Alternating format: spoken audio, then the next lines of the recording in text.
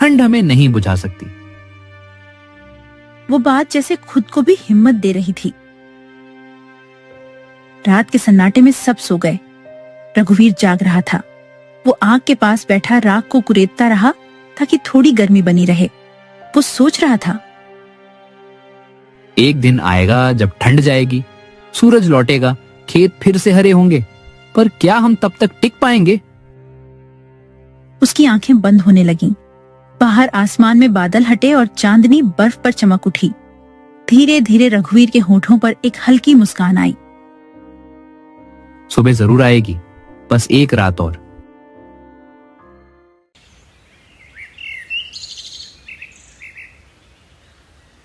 झोपड़ी के भीतर सरिता बैठी थी।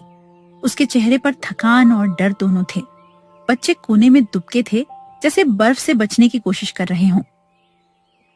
रघुवीर, अब क्या करेंगे? ठंड कम नहीं हो रही और गोदाम बंद ही पड़ा है। रघुवीर चुपचाप बैठा था, आंखें नीचे झुकी। कुछ देर बाद बोला, सरिता, अब इंतजार नहीं कर सकता। अगर मैं कुछ ना करूं तो भूख ही हमें मार देगी। क्या सोच रहे हो? जंगल जाऊंगा, लकड़ी काट कर लाऊंगा। अगर ठाकुर का गोदाम बंद है तो क्यों ना खुद का चूल्हा जलाऊं और दूसरों का भी। पगले हो गए हो क्या? इतनी ठंड में जंगल जाना मौत को बुलाना है। मौत से पहले कोशिश करना गुनाह नहीं होता सरिता। अब डरने का वक्त नहीं, जीने का वक्त है। उसने फटी हुई कमीज पर पुराना कोट डाला, लाठी उठाई और जंगल की ओर निकल पड़ा। जंगल गांव से करीब 2 कोस दूर था। रास्ता बर्फ से ढका हुआ था।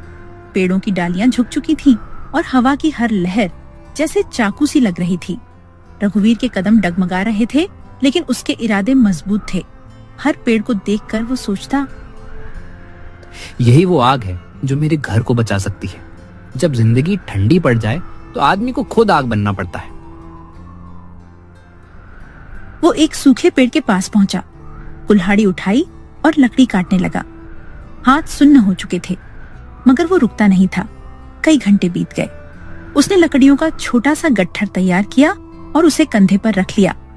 रास्ते में कई बार फिसला गिरा, मगर उठा, क्योंकि अब उसे सिर्फ जीना था। शाम होते होते वो गांव लौटा। लोगों ने देखा, रघुवीर के कंधे पर लकड़ी का गट्ठर है।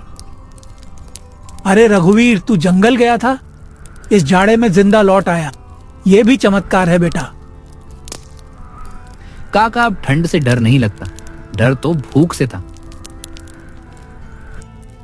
वो लकड़ियां घर लाया, आग जलाई